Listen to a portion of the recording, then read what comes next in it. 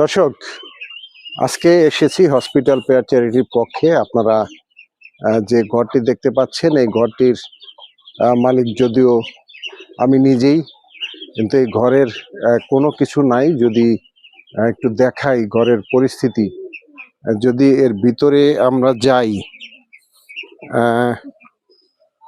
ভিতরে আয়।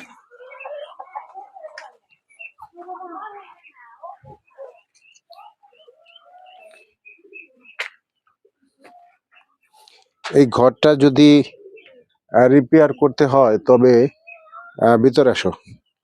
তবে এই ঘরের উপরের চাল, খুঁটি, কোনো কিছুই অবশিষ্ট নাই। আমার দিকে তাকাচ্ছে, এদিকে যদি দেখাই যে ঘরের কোনো খুঁটি নেই, বাঁশের খুঁটি এবং উপরের চাল সমস্ত কিছু নষ্ট হয়ে আছে। একটু চতুর্দিকে ঘুরে দেখাও। এবং যদি বাহিরের সাইডটা যদি একটু দেখাই, বাহিরে চলো।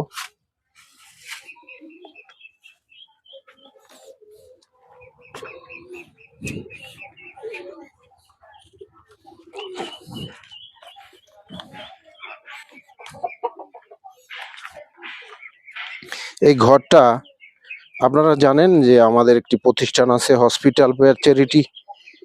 যদি এই ঘরটা কখনো আমরা ঠিক করতে পারি, এই ঘরটা যদি কখনো আমরা মেরামত করতে পারি, তবে এটা হসপিটাল পেয়ার চ্যারিটির পক্ষে একটা প্রতিবন্ধী স্কুল আমরা করতে পারবো। এই ঘরের পিছনটা যদি দেখাই, আমারে সহ দেখাবো। এই পিছনটা যদি দেখাই, এই সাইডটা দেখেন, কোনো বেড়া ঘর কিচ্ছু নাই। পিছনে এখানে অনেক কাজ আছে। পিছন দিকে যদি দেখাই, পিছনে কিচ্ছু নাই। ঘরের আসলেই দেওয়ার মতো, এখানে কাজ করার মতো, মানে রিপেয়ার করার মতো কিছু নাই। যেখানে আমি দাঁড়ায় আছি, এখানে এই বেড়াগুলি যে দেখতে পাচ্ছেন, এই বেড়াগুলির মধ্যে কিচ্ছু নাই। এই খুঁটির মধ্যে কিচ্ছু নাই, বাঁশের খুঁটি। যে কোনো মুহূর্তে এটা পড়ে যেতে পারে। আমরা যদি চাই, এটা হসপিটাল পেয়ার চ্যারিটির মাধ্যমে আমরা এখানে একটা প্রতিবন্ধী স্কুল করতে পারি। আমার দিকে দেখাও।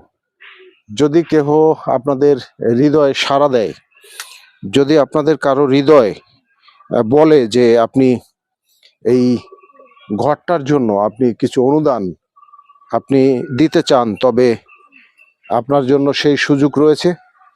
এই ঘরটা মেরামত করতে প্রায় অন্তত 10 লক্ষ টাকার উপরে দরকার। এখানে যদি একটা প্রতিবন্ধী স্কুল করা হয়, সেখানে অনেক প্রতিবন্ধী